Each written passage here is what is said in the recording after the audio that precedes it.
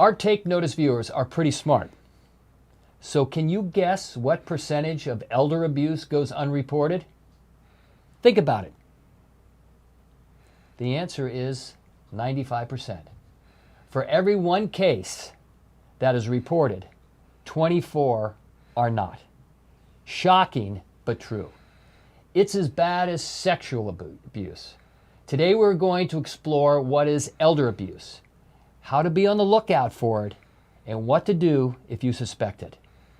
Our guest today is Nicole Fernandez of San Mateo County Aging and Adult Services.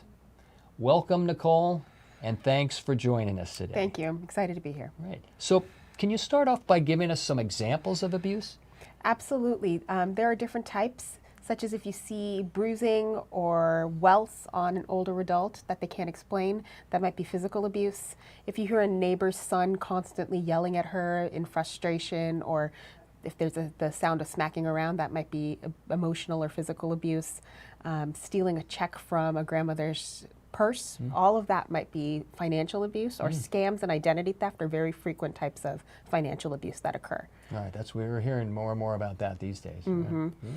And so what should we be on the lookout for?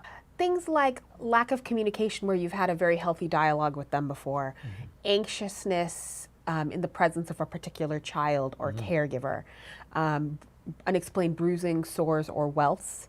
They can't meet the basics of their financial needs.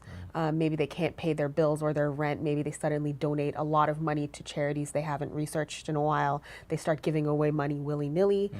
Maybe they have statements, bank account statements going to new addresses they can't track. Maybe something as basic as self-neglect, where they're presenting uncleanly. They haven't changed their clothes in a while, where they used to present with new clothes. They smell like urine. Their house is a mess. They can't care for themselves anymore. All of that might be signs that something might be going on. Right, makes sense. So what is San Mateo County doing to combat elder abuse? Well, we have a very robust education, community education program where we have someone who conducts outreach, and we will go talk to any organization about elder abuse, signs and symptoms, resources in the community. Additionally, we have a wonderful program mandated by the state, but called Adult Protective Services, and we work in partnership with the other elder welfare organizations in our area, the ombudsman and law enforcement, to investigate allegations of abuse. So if you suspect that something's going on, if you suspect that a social worker may need to drop in or abuse may be occurring, we can actually give us a call at our 800 number and we can talk to you about it and refer you to the right resource agency or send a social worker out there to talk to somebody. Great. So you collaborate with a lot of these other agencies to make sure that those resources are available for them. It's truly something San Mateo County is proud of as our collaboration. Great. So I'm not there. Let's say I'm not there. In many cases, people live a distance from their loved ones. How can I help my loved one? If you live a ways away? Yeah. So that always creates a bit of a challenge. You can do things like make sure you maintain contact with them, drop them an email, give them a phone call. If you're hiring a caregiver for them from a distance, make sure you do research, make sure that it's a licensed person who has training and insurance and has an appropriate training background for them. If you don't hear from a loved one for a while, make sure you are strong enough or proactive enough to maybe call the police and have them do a welfare check or call Adult Protective Services to check in on them. Right, and it makes sense because it seems to be that there's been a great increase also in assisted living facilities too, where people are, will seek live, and then hopefully, do you work with those assistants? We work with them all the time in order to investigate abuse. If it's a licensed facility, the ombudsman will take the lead. But we have such a proliferation of adult assisted living facilities because our population of seniors is growing exponentially. Right. It's baby boomers. Baby boomers, right? 40 million Americans right now are over the age of 65, but in the next 20 to 30 years, that's going to double to about 90 to 100 million Americans is the estimate. Wow. Yeah. It's almost 1/3. So Over close to 1/3. Absolutely. Wow. And they're also some of our most affluent residents in San Mateo County. So there's lots of potential for not just abuse, but financial abuse. Abuse, right. So Nicole, who can our viewers call if they know someone that needs assistance? Well, San Mateo County Aging and Adult Services has a fully staffed 800 number that you can call, and that is 1-800-675-8437. You can call to talk to a counselor and talk about the situation you're experiencing, or report an allegation of abuse. All calls are confidential, and you can reach us 24 hours a day. And it seems like you're going to be busy because the aging population is increasing dramatically. Absolutely. Right now, people over 65 are 13% of the population, but that number is expected to double within the next 20 to 30 years. Wow. The silver tsunami, they call it. Wow.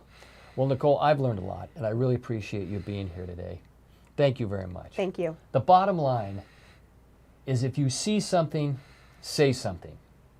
Do not hesitate to reach out to the San Mateo County Aging and Adult Services Department. It's so important to take care of those who have taken care of us. I'm Dan Lawson. Thanks for watching Take Notice, and have a safe day.